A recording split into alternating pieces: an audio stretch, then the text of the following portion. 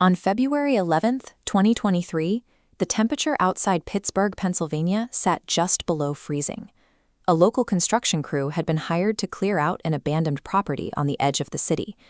As they tore down the drywall in a rear bedroom, their tools struck a small metal box entirely sealed behind the plaster.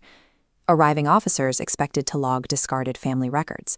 Instead, they cataloged a single sealed USB drive and 17 printed photographs.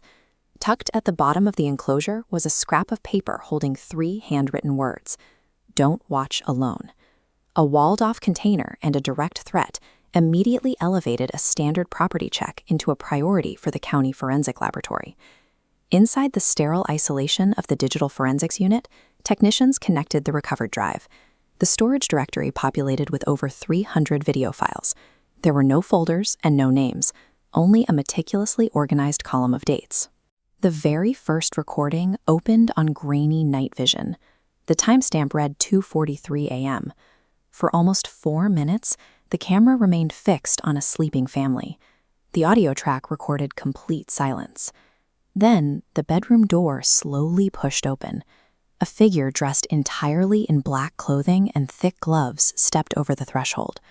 The intruder walked to the immediate edge of the mattress, stopped, and stood completely motionless for 5 full minutes. Frame-by-frame analysis revealed a deeply unsettling detail. The couple never stirred, completely unaware a predator was standing only inches away from them. Detectives initially cataloged the footage as an isolated break-in. Then they clicked the second file. The framing showed a different angle, but the architecture belonged to the exact same house. The third file documented an entirely different room. By the 10th video, a methodical system of surveillance became apparent. The camera operator had mapped the entire property, beginning with low-risk common areas like the kitchen and the downstairs hallway. Subsequent dates showed the lens lingering inside the children's bedroom. Later files documented the basement stairs, tracing the deepest and least accessible corners of the residence. Every recording shared a strict temporal signature. They were captured exclusively after midnight. There was also a spatial constant. The operator never recorded through windows from the outside. Every angle originated from deep within the interior walls. Navigating an unfamiliar house in total darkness usually requires hesitation, but this path moved with fluid precision, linking the basement, kitchen, and bedroom seamlessly. The sheer volume of timestamps proved this level of layout memorization was cultivated over a span of several years. The massive file count and flawless navigation dismantled the theory of repeated external break-ins. The evidence pointed instead to a prolonged parasitic occupation of the home.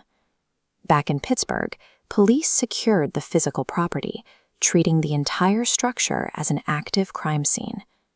The dates on the files and the ease of movement forced investigators to rewrite their timeline of a home invasion.